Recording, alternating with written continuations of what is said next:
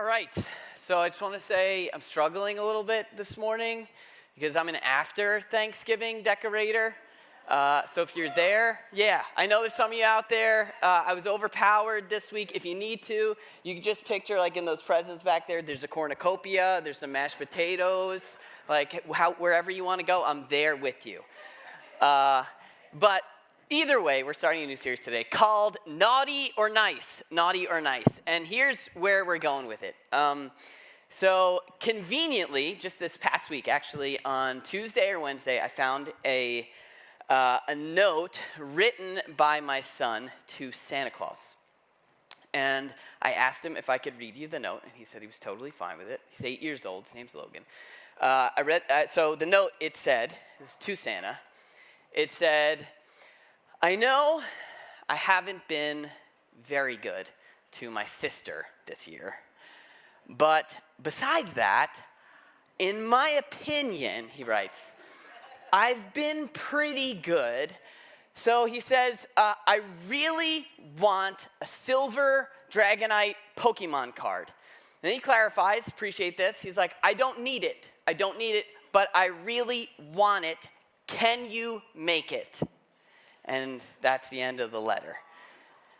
And what I love about that is the way he's expressing himself. You know, I like how he just leads with the bad news. Like, let's just get it out there in case you haven't been able to see everything. I haven't been all like great to my sister. But he's also describing the framework of that relationship, how he understands the relationship between him and Santa Claus. It's very transactional. You know, it's like I do the good things to be on the nice list, and hopefully I'll get nice things from Santa, right? Like what's at stake there is presents on Christmas morning for him. And what I find interesting, like if you were to ask a child with this framework, why do you care what Santa thinks? Why would you listen to him? Why does that matter? What's at stake here? It's presents. It's presents, right? What's interesting, though, is that often we can take that framework and kind of transfer it into adulthood, right? We'll transfer it to our relationship with God. Or at least if you say you don't believe or you don't have a relationship with God, maybe you transfer that to the way you understand God. You know, God becomes this grown-up version of Santa Claus. He's got a naughty list, he's got a nice list. People that do the nice stuff end up on the nice list. People that do the wrong stuff end up on the naughty list. And so the question that we're asking over the next few weeks, really where we're going with this, is the underlying motivation for listening to God. Like if you were to ask someone, why do you care what God thinks? Why would you listen to him? Why would he want you to listen to him? What's actually at stake here? The way that you and I answer that question will determine, one, how we feel about God, two, how we handle the circumstances we're in, and maybe for you, maybe it's whether or not you even believe in God. In fact, for me, I wish someone had questioned my framework during the years of my life where I kept God at a distance. Because really what God was for me was this grown-up version of Santa Claus with a naughty and a nice list. And maybe you know where I'm going with this. Maybe you've been with us for a little while. You've heard me talk about stuff like this, but it's something that we have to come back to over and over and over again to make sure we're not living under this naughty or nice framework. But it also might be helpful to think about, like, if you've ever wondered, how far is too far? Ever wondered that? Or if you've ever wondered, like, how naughty can I be before I get booted off the nice list? You know, if you've ever had those questions, or if you've ever wondered why you would listen to God if he's gonna forgive you anyway, you might be functioning under the naughty or nice framework. And it's a framework I hope to blow up over the next couple of weeks, because the real version of a relationship between God and people that he loves is so much better, so much richer, so much more fulfilling than this arbitrary, right and wrong, naughty or nice way of living. And so if you don't know, Jesus had a brother named James, right? Which I feel like was probably pretty rough to be like Jesus' brother. You know, Jesus always does everything right. But James wrote a letter to a bunch of people who followed Jesus. After Jesus was gone, he wrote this letter to a bunch of churches. And in the letter, it's a really well-known letter. We call it the book of James.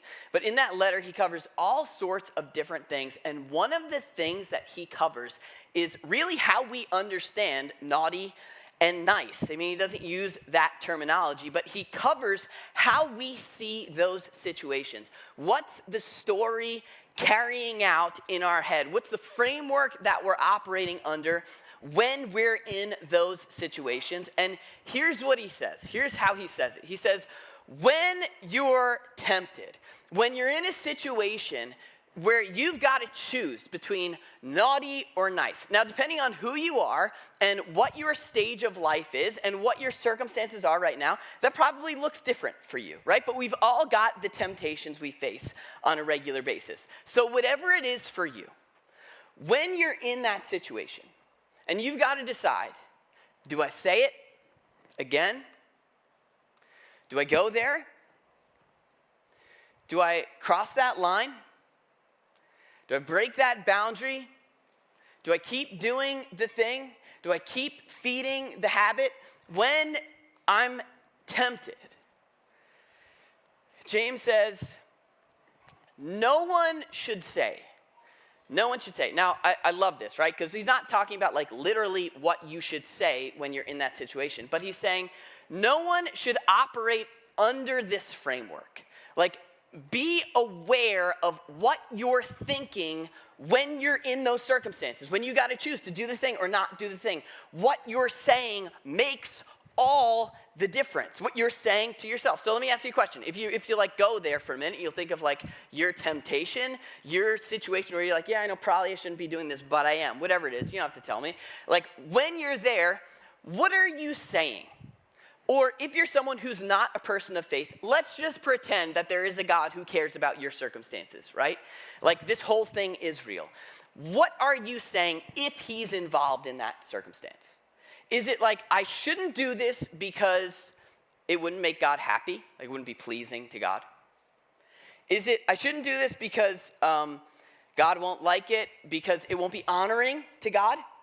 Because it won't be glorifying to God? Because it won't be, like, fill in the blank. Really, what are you saying? What's the motive?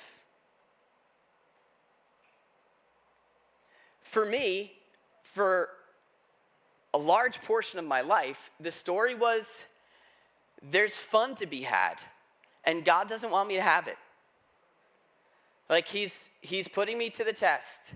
He's got these arbitrary, traditional, out of date, out of touch rules, like commands, instructions for my daily life, and he wants to see if I'm going to do it or not.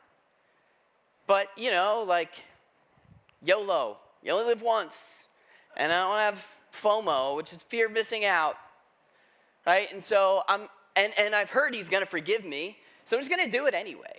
Right? Like that was my story for years, where it's like, okay, I'm at this point in my life, there's too much fun to be had for me to actually care about what God has to say in this situation. Like he's putting me to the test. And in that situation, what's at stake there is, I guess, like a grade, you know? Like what God thinks of me in that moment. At the end of the day, that situation is about God. And really what we're doing is operating under the framework, operating under the assumption that sin, have you ever heard that phrase, the phrase sin is wrong.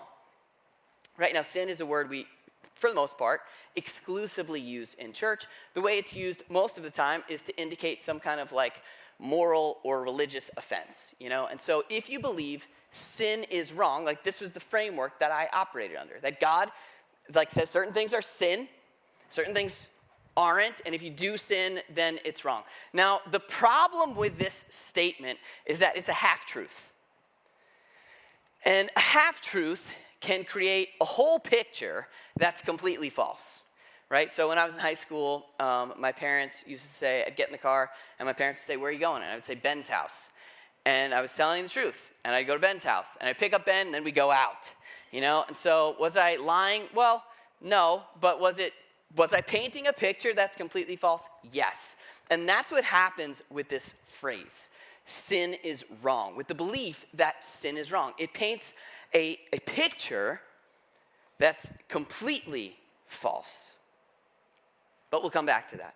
So James says this. He says, when you're tempted, let no one say, God is tempting me. Like, God is the one who's behind this. He says, for God can't be tempted by evil, nor does he tempt anyone.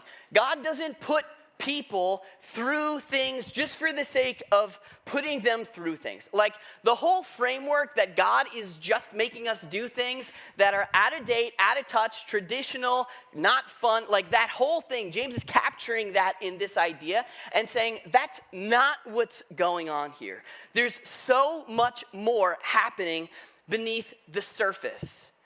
He says what's actually happening here, the framework that he's trying to rebuild is not that it's God who's putting you to the test. He says, but each person is tempted when they're dragged away by my own evil desire and enticed. Now, by evil desire here, he's not just saying like it's a bad desire. He's saying it's a desire that's destructive. There's something within me that wants something, and that's the thing that's pulling me away.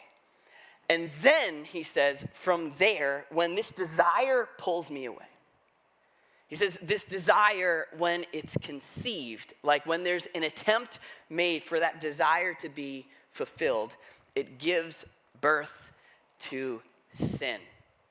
And there we are again. So, if you think that sin, look, we'll make it big and nice. If you think that sin is wrong, then your desire has made you do something that God doesn't like because the rule giver says that it's wrong.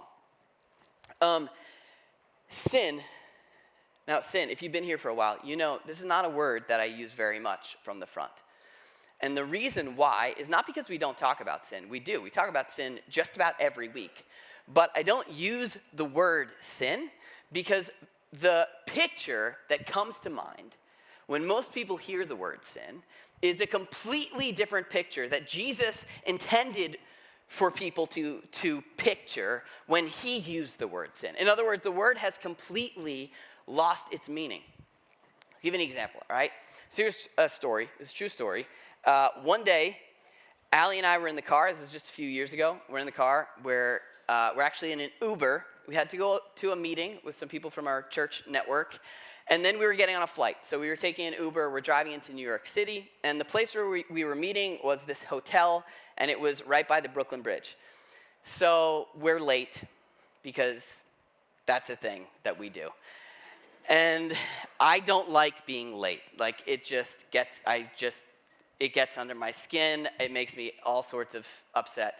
So I'm just grumpy to begin with. I'm stressed. I'm rushed. I don't want to, whatever. We're crammed in the back of this Toyota Prius, and we're just zipping our way to the hotel. Well, we get to the hotel, like we're right by the hotel, and we can like turn right to pull in front of the hotel or turn left, and there's some construction right by the hotel. And so our driver kind of like ends up inching his way toward the left, and he makes a left. Now, because of this construction, if you made a left, you got sent over the Brooklyn Bridge at 5 o'clock in the evening during rush hour, and I'm seeing it all unfold, and I see the stopped cars on the other side of the bridge. I realize we're going over the bridge. Like, there's the hotel. It's right there. I'm like, oh, like I could see it, you know? And if we didn't have suitcases in the back, I would have just jumped right out of the car, but I couldn't. And so we're going over this bridge, and internally, I'm on fire. I'm hot, and I'm thinking all sorts of things about this driver. I'm like, man, this guy stinks at his job. What is he doing? I'm furious. I had nothing nice to say to Allie. It was just a bad situation. I was not pleasant to be around in that moment. We ended up making it to the meeting. It was fine, but I wasn't happy, okay? Now, you know that story? The question is, at what point did sin enter the story? Think about it. Right, was it when I said something? Was it when I thought something? Like, if sin is just like breaking a rule, then maybe you could say it was when I started thinking a certain way, when I said something. But if you look at the way that sin is used in the original language, the way Jesus used the word sin, sin entered the story when we missed the exit. Like when we made the wrong turn. That's how the word sin was used. The word sin, it literally means to miss. You can read in the book of Judges, there are these left-handed soldiers that can sling rocks and hit someone's hair, it says, without sinning. It doesn't mean like they can sling a rock and not like covet their neighbor's wife, right? It means they can sling a rock and not miss. Like they're accurate. There's a proverb in chapter 19. It says, the one who makes haste with their feet misses their way. The word misses their way, it's sin. In other words, the word sin was not a religious word when it was originally used. It simply means to miss the mark. It comes with feelings of disappointment and regret. It's a feeling like I could have, but I didn't. I wish I could go back and change it. I was off. I felt short. It's a feeling of disappointment and unreached potential. Like, have you ever heard the expression Sin City? Like talking about Vegas, where you go and have like all this fun. No one in the ancient world would have called any place Sin City, because it's not something you'd ever celebrate. It'd be like calling a city a place of disappointment and failure, right? No one would go there to have fun. So it was a word for them that meant something totally different than it has come to mean for us. In Webster's dictionary, it says that sin is an offense against a moral or religious law. Now, typically, I'm not one to like challenge Mr. Webster, but that's wrong. That's not at all how the word was what the word was intended to mean. It's a word that comes with feelings of regret and disappointment, like there was something I could have had, but I missed it. What James is saying here is that there's a desire, and when that desire is like conceived, it's a miss. Like it falls short. It doesn't satisfy what you were hoping that it was going to satisfy. And then he continues the process. He says it gives birth to sin. And sin, when it's full grown, gives birth to death. Now, death, like sometimes it's literal physical death. Like that can actually happen. But the way that the biblical authors use the word death, it's like the worst word they could use to describe something bad that's going to happen. It's like rot. It's the breakdown of things that are good. It's pain and heartbreak. It's brokenness. In the ancient language, what James is using here, he's actually painting a picture of when he starts with desire and conception and then giving birth to death. He's painting a picture of someone having a stillborn child. In the ancient world, like they didn't have the kind of technology and medicine that we have. And so you didn't know your baby wasn't going to make it until you gave birth to that baby. And what started with like hope, like this is going to be something joyful, ends in heartbreak. If you've ever gone through that or know anyone who has, you know it is It is like the worst thing that someone can experience. And he's saying, this is where that goes.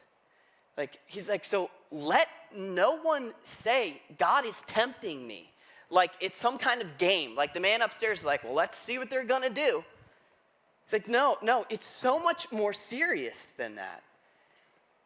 It's going to lead to the breakdown of the things in life that are good.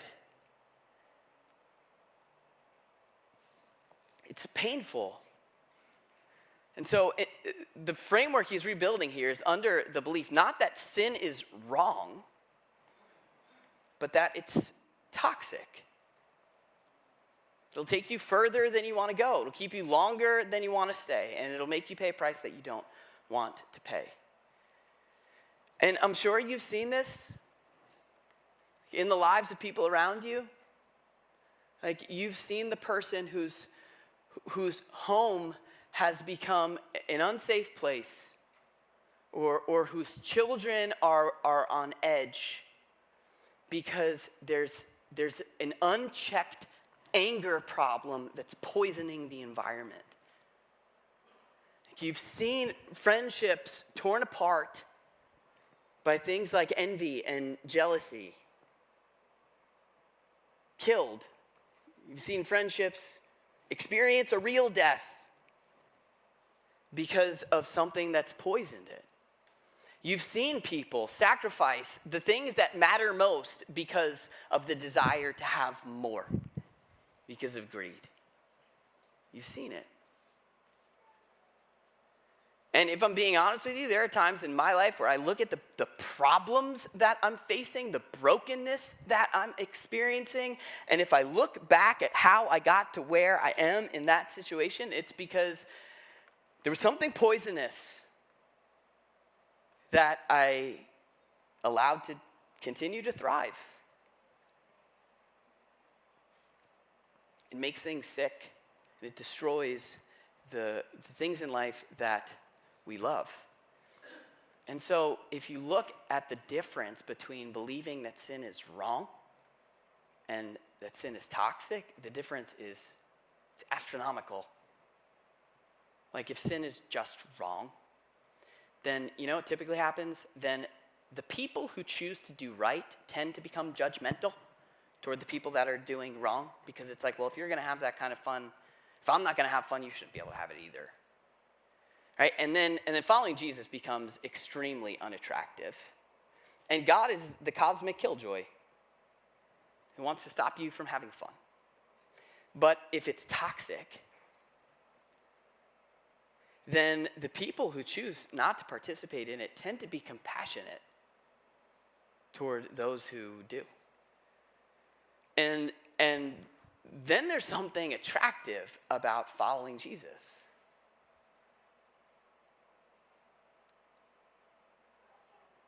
And God is not cosmic killjoy. He's a father who loves you. But it comes back to believing what's behind God saying, don't do these things. It's because he's a father who cares.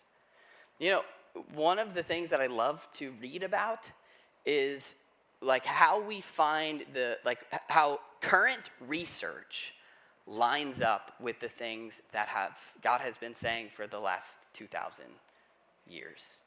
You know, like if you read the New Testament, you'll see over and over and over again, like things like be grateful in all circumstances. And now you read the literature on gratitude, it's unbelievable. It is essential to mental health. And yet we've been told this for the last 2,000 years, like someone's been looking out for us. If you've heard that Jesus came to save us from our sins, and sin is just what God calls the act of breaking one of his arbitrary rules that you're not thrilled about anyway, then there's not much that is really all that moving about that kind of Savior. But if Jesus showed up to save us from the things in life that are destroying the quality of our lives and the lives of the people that we love, then all of a sudden there's something that's a lot more appealing about that kind of hero. Comes back to knowing sin's not just wrong, it's toxic. If you look at the struggle with sin, James's whole situation, when he's like, when you're tempted, this is what's actually happening. You know where God is in that process? He's not there. Like, it's not about him. It's not about making him happy or making him feel good about himself or obeying one of his rules. It's about you and your well-being. But there does come a point right after this where James brings God into the picture. Just to clarify, he says, so don't be deceived. Don't be deceived, because so many of us have been, including myself. He says, my brothers and sisters, every good and perfect gift is from above, coming down from the Father, that's God, of the heavenly lights, who does not change like shifting shadows. In other words, that's a poetic way of saying God always has been and always will be the source of the good in your life. He's not the reason for the temptation, he's the way out of it. And so if you're wondering, how is this going to work out best for me? What James is saying is look to the God who's always wanted what's best for you. Look to your Father who's wanted to give you and who has given you good things your whole life. Like the good things that genuinely bring you joy are there because God wanted you to have them. And what he's trying to protect you from are the things that may appear to be good, but are going to end up coming back to hurt you. It's not an arbitrary test. It's God's concern for your good. And so we can say at the heart of this framework is the understanding that God is concerned about your good, not your grade. He wants you to thrive. He wants you to flourish. And holding on to that, when you hear or read every instruction and command that the biblical authors record, like holding on to that will totally change everything that you hear. Like to the point where maybe you start to develop a desire to know what God has to say about a certain issue. Because you've learned that he's in your corner and he wants you to thrive and he's looking out for your good. It's not about him. It's about you.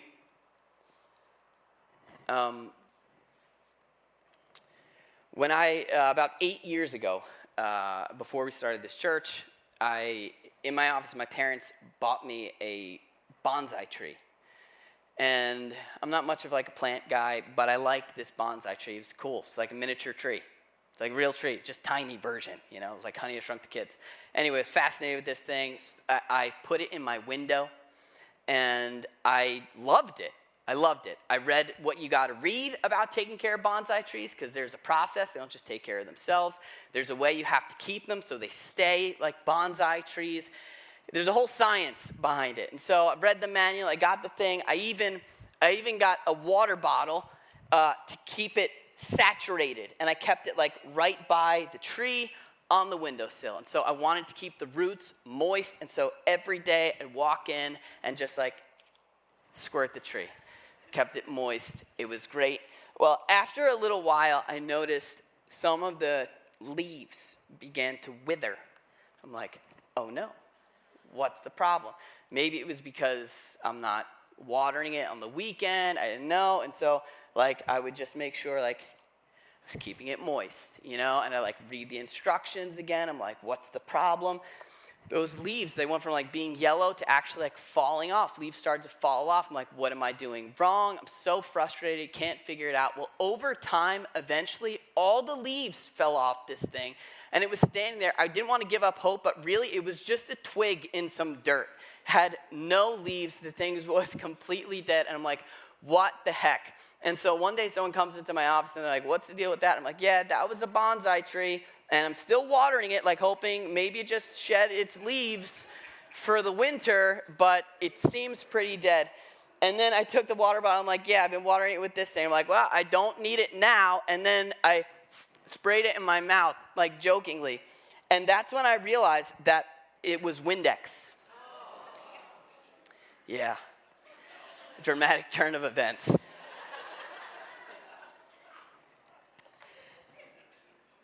You know what I learned? I mean, a lot. But you can't expect something to thrive when it's being fed a steady stream of something that's toxic.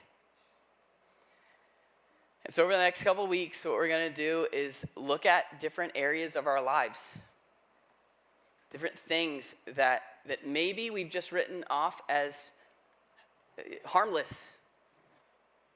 But maybe they're undermining the things in life that are good, that are rich. Maybe God wants us to flourish. And so these are the reasons why he tells us to avoid certain things. I'm going to leave you with this. There's a psalm written by David. David was the guy who killed Goliath. And he wrote psalms. They're like songs, like poems. And the very first one, he writes this. He says, blessed. Blessed, it's a church word, but it means to be happy, like not just surface happy, but truly content, to be peaceful, to be satisfied.